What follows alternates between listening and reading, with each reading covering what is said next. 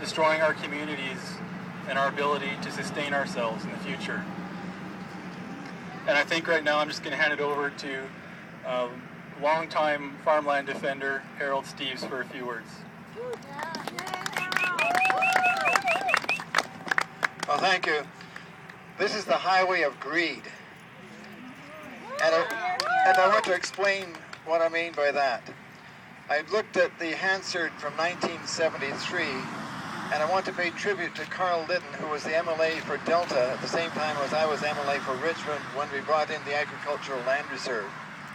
Carl was beset by fake farmers opposing the Agricultural Land Reserve at that time.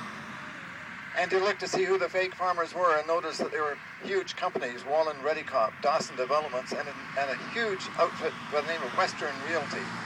And Western Realty looked at the land and actually wrote a report saying the best way to make a profit in this region was to buy unzoned land. Now, the land was zoned agricultural by Richmond, Delta, and Surrey, but they regarded it as unzoned. The Agricultural Land Reserve stopped that until today. So we've had protection of our farmlands for the last 35 to 40 years because of the ALR.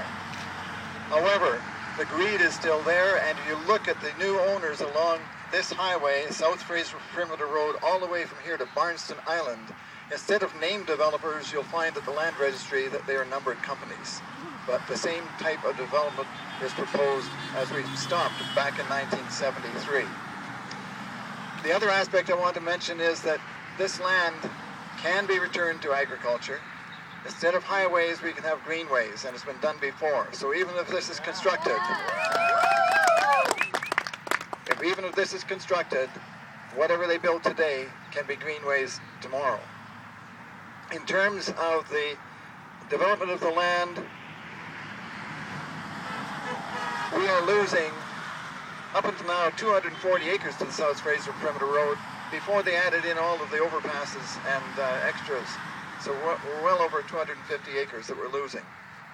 We're losing a couple hundred acres to the rail yard expansion through the Guichon Farm and others. And the Vancouver Port Authority has told us that they want to develop 2,600 acres for industrial development, port expansion between here and Barnston Island. That adds up to over 3,000 acres of the best farmland in the best climate in the world. That land in Richmond and Delta and Surrey is the best land in Canada. You can actually grow 3 crops a year.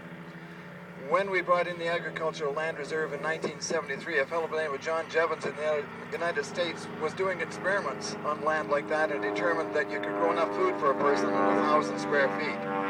In other words, this is enough land to feed 100,000 people. And we're taking the food from our children. Children that are born today are going to be affected by this, and our grandchildren.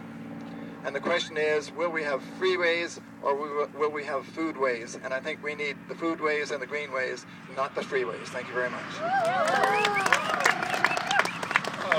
I just need to mention that MLA Vicky Huntington sends her strongest support for this event and deepest regrets that she couldn't make it, but she wanted me to let everybody know here that she